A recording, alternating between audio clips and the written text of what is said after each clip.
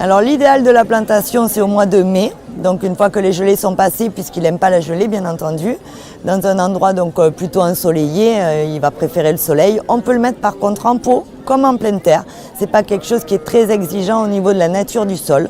Il faut un sol riche comme pour tous les légumes, je dirais un terrain un peu potager. Mais il peut très bien pousser en pot et s'adapter sans problème sur une terrasse. Si on utilise un bon terreau avec un bon compost ou un peu de fumier, une matière organique qui va donner ce qu'il faut pendant les 3 mois que vont se cultiver le piment, c'est suffisant. Il n'y aura pas besoin d'apporter autre chose. On va utiliser plutôt un terreau bien drainé.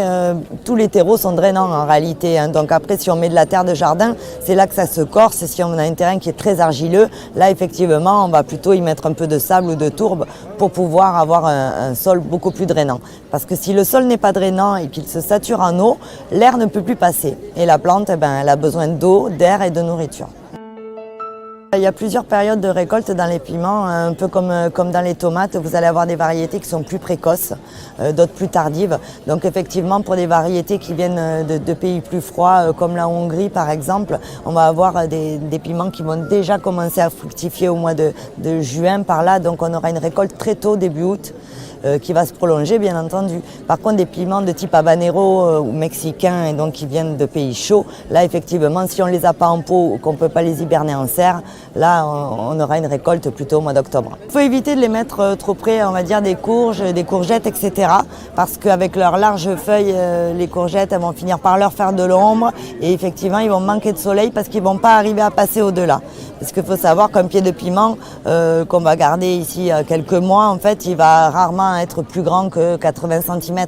Donc si on le met autour de plantes qui peuvent être plus hautes, comme des pommes de terre ou justement des courges, des courgettes, tout ça, ça va le gêner dans son développement. Il va se trouver très bien au jardin avec des radis, des choses qui vont être basses, donc il va garder le sol au frais et en fait lui il ne sera pas du tout gêné ni par l'enracinement des légumes, au contraire ça va protéger le sol pour lui, ça va lui garder le sol plus frais tout en ayant la tête au soleil. J'aurais tendance à dire qu'il est bon de tout pailler l'été.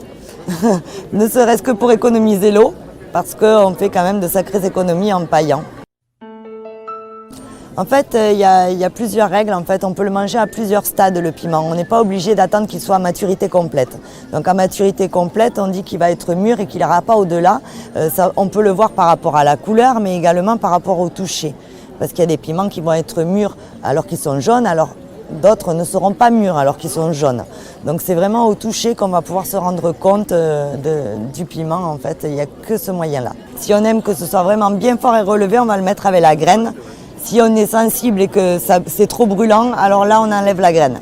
C'est dans les graines effectivement que se trouve la capsicaïne, c'est la matière active en fait qui donne la force au piment. Donc il faut savoir que les piments doux en fait n'ont absolument pas de capsicaïne.